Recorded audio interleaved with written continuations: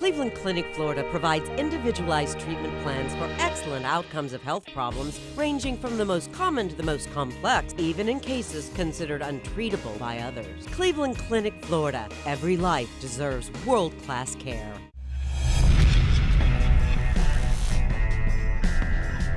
Hello, welcome to Monday. It is a KVJ After the Show podcast. We had some very eventful weekends. Good heavens, so much stuff going on.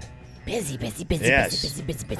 Virginia jet setting and flying up to New York City and Philly, checking things out. It was so fun. Yeah. But side note, if you go to Philly, don't wear high heels. There's cobblestones everywhere. Like, there isn't an even piece of pavement in the whole town. Oh, really? Mama fell a couple of times with them fancy tall shoes. Trip you up a little bit, huh? Yeah.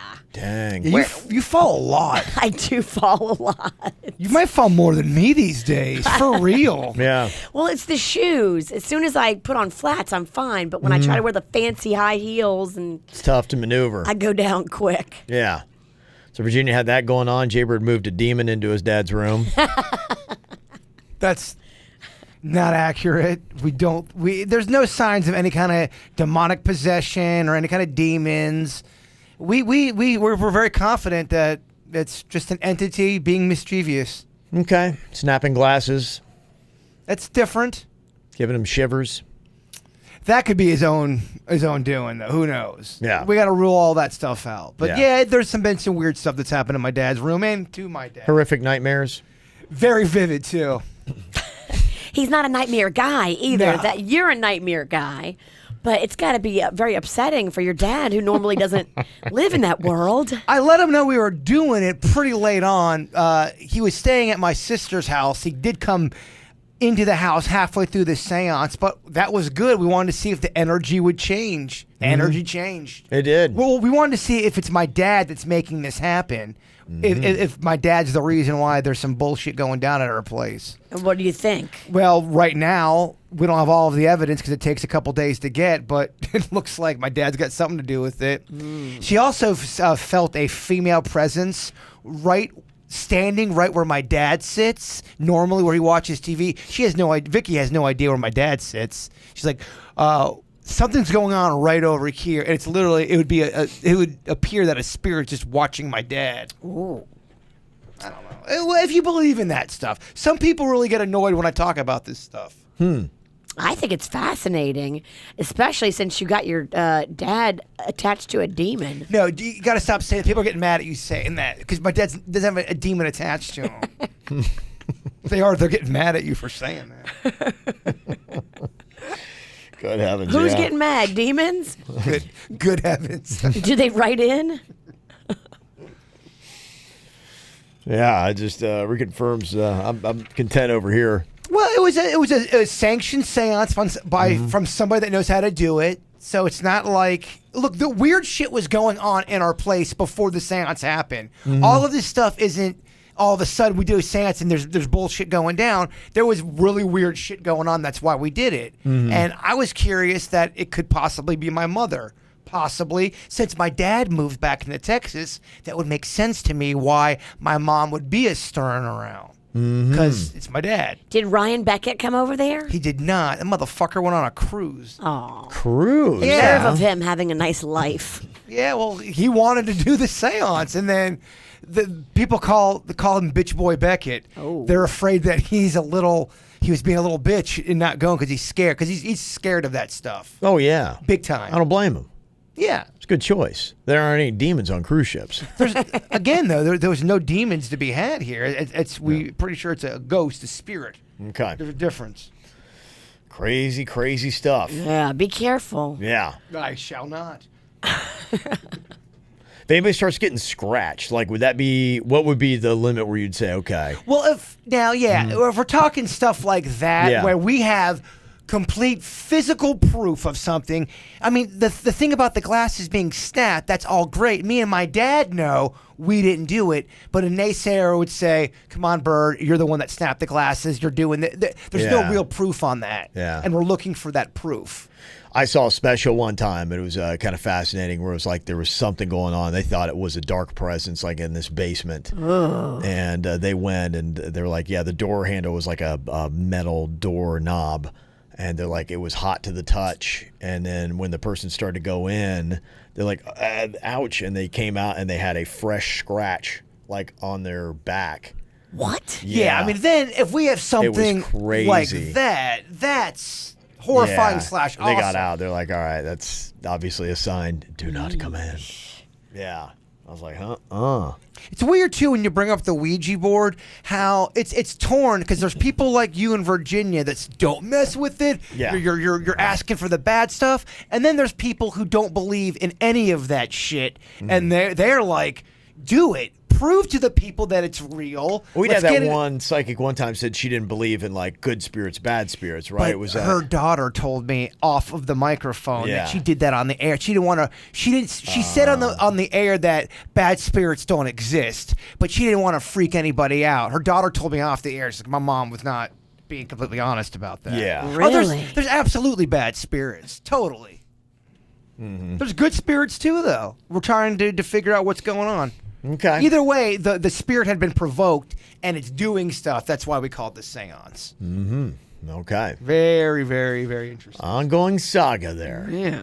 Yeah. I've got these sagas. I'd like to talk to your dad. Yeah, I would like you to talk to him too. If you want to interview him tomorrow, I'll see if he'll come on. I kind of do. He's not like his boy. He's not one of those guys that likes to be out and hey, look at me. I want to talk about ghosts possibly possessing me. He's probably really tired right now too. He's not sleeping great. Well, getting possessed is hard work. He's not possessed. Stop saying that. I did not get my dad possessed. It really takes a lot out of you. It does. But he was just like, I just keep on hearing all this tapping, and this tapping keeps me up. And we that'd did be do sick. a tapping exercise. Yeah. What the EVPs, what you ask the entity is, come up and tap on the contraption so we can hear you in post-production. We can hear you tapping, and that's what you listen for in the EVPs. That's But crazy. my dad's hearing it now, though. Your dad's hearing the tapping in real time. And the other thing that was really weird was the dolls that did fall from my kitchen. The next morning you go to the kitchen and there are dolls all over the floor, which is bizarre. That is weird. Mm-hmm. Yeah. Interesting. Well, another thing, drama-wise, that went down. You were in Philly over the weekend, Virginia. I was having a great time running around Philly like a maniac. Licking Lincoln statues, Kev. Yeah. Falling downstairs. It's real fun. We both had crazy weekends, but just different. Mm-hmm. Yeah, in Philly over the weekend, I'm sure you guys probably heard about that Starbucks story that has gone viral now, where there were two black guys that were hanging out in the Starbucks, and they were waiting for a white guy to come in. And one of them had used the bathroom. Apparently, they've had a policy where, you have to, you can only use the restroom if you buy something. But, Starbucks kind of sets itself up where a lot of people go in and just kind of hang out. And so somebody at the restaurant, the Starbucks, had called the police, and the police showed up. And the two guys were like escorted out right when the guy they were going to meet was coming in, and he's like, "What are you guys doing? Like, what are they being arrested for?" Yeah, what are they getting escorted out for? Yeah. What are the police? I mean, it's so dumb. Exactly. Yeah, I mean, they're why somebody in the restaurant called the cops in the first place, I think, is really the big question. The CEO of Starbucks, Kevin Johnson, realizes what a problem he's got on his hands with this, and he called the arrest a reprehensible outcome, said he wants to personally apologize to the men, saying the company stands firmly against discrimination or racial profiling. They had a big protest out front of the restaurant today, I saw on the news, and it was even pouring down rain, and people were out there saying stuff that was going on. They're just like going, okay, if these guys were white, would they have had the same problem? Would they have been called out for just kind of like chilling in a Starbucks and not doing anything? And so just kind of like the ongoing spotlight that is out there. But I thought this was a good message that I think does kind of sum it all up. On Twitter Saturday night, there was a guy named Chris Evans that wrote, white people, watch the Starbucks arrest video. See the white folks arguing with the police and asking why two innocent black men were being arrested. This is how you use your privilege, because if one of us had said something, we get arrested too. And the one lesson that I think that comes from this and some of the stories that are out today is that, yeah, if you are white or whatever, I think everybody needs to stand against any kind of racial injustice. And unfortunately, there is just still a lot of it that happens in our country. But I think too often we might just sit idly by and be like, it's not my problem. But, it's really kind of all of our problems. So I think if we're going to... You can always step up. Yeah. And, as I think about a lot of times, because usually my policy is don't get involved with anything. But keep your head down. Right. Look at your feet. That's pretty much it. I'll make eye contact. I'm just like, world, leave me alone. You scare me. Hope no one notices you. Oh, right. That's kind of it. But, there are times when I rethink that isolationist policy that I have. Well, especially if you are witnessing an injustice go down, yes. The humanity in you, right? You hope that you're going to be one of those people that says something, and The good thing too is people are filming this shit. Yeah, that's something that we didn't have 20 years ago. Mm-hmm. I think it's things like this, and yes, there is still a big problem with racism in our country, but hopefully, piece by piece, brick by brick, stories like this you see, and if you're white like me, you will start. You're white? Completely translucent. He's like those lizards that you can see through and see their organs. Well, it's, for me, here I am, and I've lived, in South Florida for almost like 20 years now, but, just where I grew up, I didn't understand all this stuff, I didn't get it. You don't see it. I didn't have any of that kind of stuff. And I think and I still hope, I think society is moving forward. I'm encouraged by a lot of the progress that I do see, but I think we all got to realize there's a lot of work that still needs to be done. Sure. That everybody's got to get together and everybody's got to stand up. And it's got to be, white people, we got to stand up with black, brown people, Asian, anybody. It's just, and we all got to stand together and say, look, there's zero tolerance from any of this. And so they were very appreciative to say, that's a big thing that white people can do, to stand up there side by side with them and say, yeah, we're not going to tolerate this kind of stuff in our society anymore. You got to think a little bit more too. And I think everybody probably has to look within and say, and it probably is maybe the way you grew up. You may have thoughts, you may not even realize that, they're racially charged thoughts or whatever, but some of that is just, there's been a lot of like toxic sewage that seeped into your brain that may have shaped the way that you think, but you can identify that and you can say, look, I need to start to change it. And there's things that I can do. I can change myself a little bit too. And by me changing, that it'll change society a little bit more. So, absolutely. So that was one thing that was going on there, Virginia. I don't know if you were aware, if you went stumbling by when it was going down. I did not notice. How awesome would that be if we saw a video of it going down, Virginia's tripping in the background? And she fell again. Oh, there she went. Yeah. But Starbucks really today, they're on damage control and trying to save themselves. But I think with this story, unfortunately, there's no tragic end like has happened in other ones, that hopefully we can all get a social message from this today and we can all learn something and have a new awareness and say, okay, I'm aware there's something I can do about it. So I thought that tweet was pretty interesting to see. Charlize Theron, she said she's considering leaving the U.S. She's got 2 adopted black children, and she said she's fearful for the racism in this country. And I don't know. I haven't been overseas enough. Do they have the same kind of racial issues? Let's say you want to go to another English-speaking country because that was just more convenient. Yeah. Do they deal with what we're dealing with? England, Australia. Yeah. I don't know. I've never been. I think racism in general is something that's a global thing, unfortunately. Yeah. And, I think it's something probably that unfortunately you look through the ages, and it was, I'm sure, something that I know it did. It predated, America. It's just, unfortunately, people have discriminated against other people for a long period of time throughout humanity. So, but it'd be nice to see us start to get rid of that kind of stuff. And we probably never will completely. But hopefully we can make a big chunk in it. So, and I think everybody, that's the one thing it taught me reading that story, is everybody could have a part in it. So we'll see. Got a couple emails here. Tina said, yeah, hey, I was listening to you guys discussing the Cosby trial on the ATS podcast. I am a survivor of rape. However, my rapist intimidated me, so I never went to court or anything. Oh, my goodness. And I represent 75% of unreported sexual assaults. Also, I never had medical treatment, so any physical injuries were not treated. which have developed years later.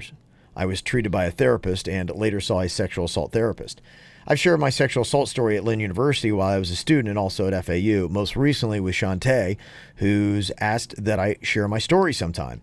I've helped other girls to report their own crimes, helped prevent assaults, most importantly, putting a face to a crime where survivors are constantly treated unfairly. Hearing Kevin ask what it's like to go through a trial and telling others of what occurred is why I find myself constantly sharing my story, so others hopefully understand what it's like reporting it and how a lot of times assaults go unreported. I was supposedly one of many girls raped by this guy who is now married with children. Oh, my gosh. If you guys ever want to hear my story, which I find hard for people to hear, I'm always willing to share it, even with you guys. So her rapist is married with children, and he's done this to multiple women? Yeah, that'd be crazy. Hard to see that person is going on with a productive, unchallenged life. Totally. That's crazy. Mm-hmm. Yeah, so a little insight on what that's about. Thank you, Tina, I believe, for that email. Very brave. Diane said, it's Friday afternoon. I'm listening, watching old clips on YouTube at work. I just watched Jaybird eat the whole raw egg, and then I watched Virginia's pregnancy announcement. I have tears rolling down my face. What is wrong with me? Love you guys. That's sweet. Yeah. Nothing wrong with you. An awareness, yes, that there is a lot of stuff for people to check out on our YouTube channel. Go and subscribe to that, and you'll have endless hours of entertainment. I get it. Watching a grown man eat a raw egg is very emotional. I'm sure that's what she was crying about, not your birth. I'm sure. Or your birthing. It wouldn't be your birth. You'd be the birther. You'd be birthing. No, we don't have video of my birth. That'd be awesome. You'd be the birther. Yeah. Okay. It doesn't feel right. Birther? It doesn't feel right. Virginia, birther, mother, lover. Mother lover. Let me see here. Got a question in from Sarah. Said, do we know when the next date for cocktails and karaoke will be? And 420. This Friday, baby. Yep. It looks like the scheduled dates that we've got is this Friday. We are going to be in Boca doing the cocktails and karaoke. And then we have got, I think our next one, because of Sunfest, is not going to be until May 11th. I think. No, wait. Maybe we've got, do we have another one in between? Because I got May 11th. We're at Boca. I thought we have May 4th. But that's Sunfest. Right. So we're not doing that? Yeah, I don't think we've got it. That's May the 4th be with you, too. You're right. Make sure we celebrate that. So I'll check and see. We might be, I don't know. Let's see if that changed. If we're in Boca on that one. Because I know she's looking for when we're going to be back in West Palm. That's her cut. But yeah, this Friday we'll be in Boca. You can check it out. Jaybird had this list from richest.com. It is an article about older comedy classics that get current backlash today that would be considered politically incorrect in 2018. In fact, sometimes when they run them, they'll get, all of a sudden, they get this new flood of hate that they didn't get before. Gotcha. Some of them didn't even get hate when it went down, but now they're getting hate. Yeah, for instance, movies, even newer ones, which I guess you could see this, the Tropic Thunder, which if you remember the role of Robert Downey Jr., he played a guy who was African-American. He was in blackface for the entire movie. That's not as new as you think, though. I mean, it's been out for a minute. Yeah, when did that come out? But it was definitely within a... Yeah, you're right. It's one of the newer ones on there, but you think it just happened? Yeah, when was that? I'm looking it up right now. 2008. So. Okay, 10 years ago? 10 years ago. It's a decade old. Right. It's fucking old, man. It is. Mm-hmm.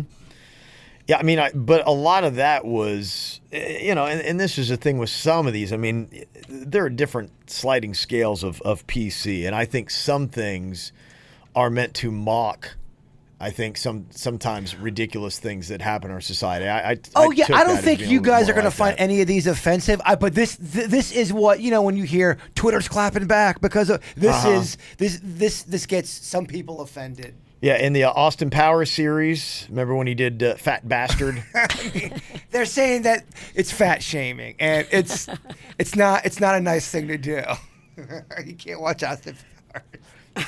To me, it's like people that, like, sometimes comedy's not a world for people that are overly sensitive. Of course it's not, because it's making fun of shit that you normally don't make fun of. It's so amusing when people go into comedy stores or, humorous movies, and you find yourself being like, oh, like I'm so offended. And I think sometimes that's part of the goal that they have. Well, I think sometimes when you're doing a movie, you're trying to hit on all types of emotions. You're trying to make people laugh. You're trying to make people think.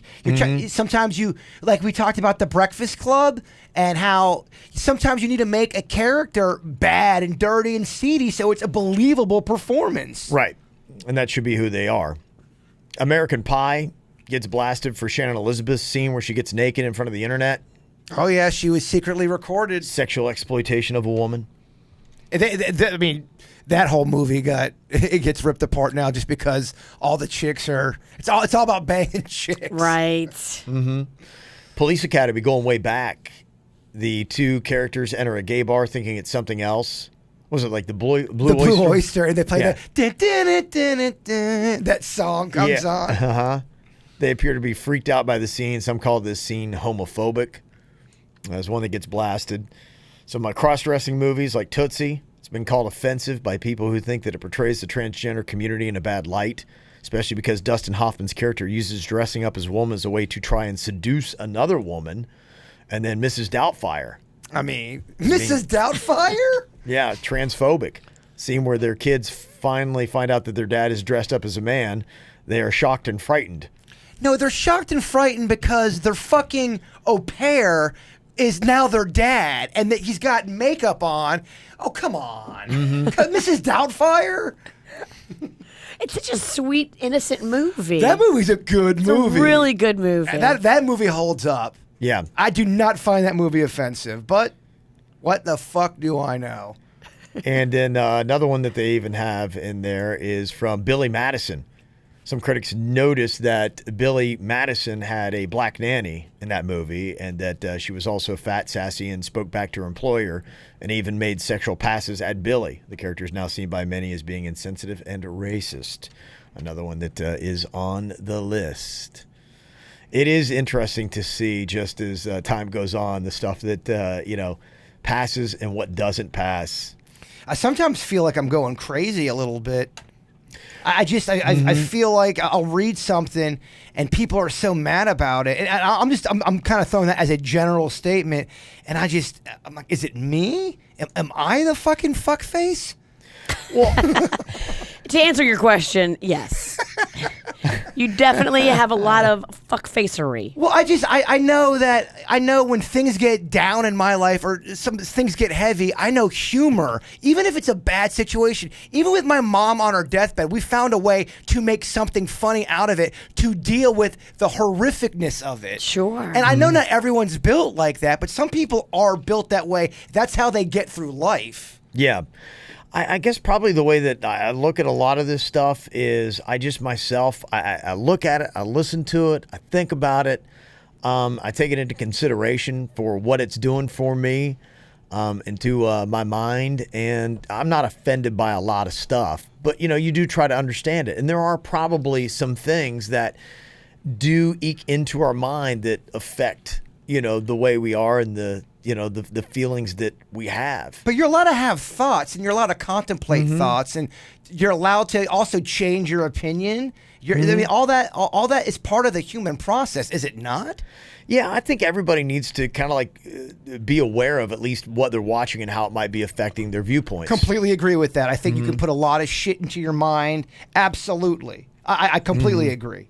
Well, there was another story almost that's kind of running parallel to the Starbucks story about a kid that had missed his bus and then was trying to find his way to school and got lost, and he went and knocked on a door just to say, hey, can you help me? I can't figure out where my school is, because he's kind of going through yards and back roads and all that kind of stuff that he wasn't familiar with. And it was a black kid that knocked on a door, and a white woman saw it, and she's like, right away her thought was, oh, this is some thug that's here to rob me. And she goes and her husband gets a shotgun out and shoots. Luckily missed the kid. Oh my gosh. Shooting. But she's got in her mind that she has this association from what she's she's seen or heard, or she's let get in her head that just because you have dark skin that you're immediately some kind of thug or a crook. And his mom had even told him, said, look, I don't want you wearing a hoodie. I don't want you to walk with your hands in your pocket. She said, unfortunately, this is the reality of our society. So, so those are the kind of things that I think you got to always like beware of what is affecting my viewpoint. He's a good kid, just had a different color of skin. So, so I think with everything that you got to just kind of like, take it and say, okay, what's it doing to me? Is it something I got to pay attention to or not? So Yeah, I mean, absolutely. Yeah. Virginia, did you see that 200 million eggs have been recalled? I did. So coincidentally, I have hard-boiled eggs that I was going to eat today. Mm-hmm. And now, I don't know, I left them in the fridge. I'm not touching them. I'm afraid of this salmonella. It's amazing how things get in your head. I had a very eggy breakfast on Saturday. I went out to the car and I read the story, and immediately I'm like going, oh my gosh, I'm going to shit my pants. I spent the entire day apprehensive. I'm like going, oh my gosh, because Florida is one of the states that was listed. I saw that. Yeah. But I think it was like eggs from Walmart. Which Okay. I did buy eggs from Walmart right before Easter. Mm-hmm. Mine that I had was from just a restaurant, so you don't know. Oh, you have no idea where I have your no eggs clue. came from. I don't know what it is, but I do not trust the food that's prepared at Walmart, like in the hot case. I don't know, man. I can't pull the trigger on that stuff. Publix, I'm fine with. Winn-Dixie, I can be fine with. But Walmart, I just can't fucking do it, man. Yeah, I hear you. I feel the same way about buying because I'll walk by the seafood case at Walmart. There's no I'm way they know seafood at Walmart. I'm sorry. They don't know seafood I at would Walmart. not get my seafood from Walmart. No way do they know it. You got your own little everybody should have their own established rules about seafood. Yes, I do. I'm very, very picky. Say it out loud. I got my tiger shrimp at Walmart. It don't feel right. It doesn't. Usually when you're talking about seafood, if you speak it out loud, it can save you. Like I went to an all-you-could-eat seafood buffet in the Smoky Mountains and got horrific food poisoning. But Say it out loud. But when I said it out loud, I'm like, you're at an all-you-can-eat seafood buffet in the Smoky Mountains. Where the hell is the sea? The sea is so far from there. They flew it in, and they flew it in a month ago. I'm like, come on, Kev. What are you expecting, dude? Yeah, I'm going to have a tuna sandwich from the gas station. Say that out loud. Yes. Denny's does it all the time. Talk out what you eat. It right. could save you from a lot of problems. Well, now we have our new seafood connection. The official seafood supplier of the KVJ show is Pops, down south, Pops Seafood Market. Okay. So if you guys need any kind of seafood, this place is legit. Okay. Hush puppies. I can't get hush puppies anyway. I know everyone's saying hush puppies are everywhere. They are not. They're not, huh? They're not, man. Okay. I love hush. I actually can't eat them right now on my diet, but I can think about them. Well, okay. Do you see Domino's now has done a new thing? They are going to be delivering to the great outdoors. They said today that they are now going to be delivering to beaches, parks, and landmarks. Wherever you are, Domino's will come. Okay, if you break down on the side of the road, Domino's should technically get there. If you want to put it to the test, yeah. Huh. Yeah. I think that's a great idea from Domino's. They have to do it because everyone's doing the Uber Eats. Delivery places have to step up their game now. Yeah.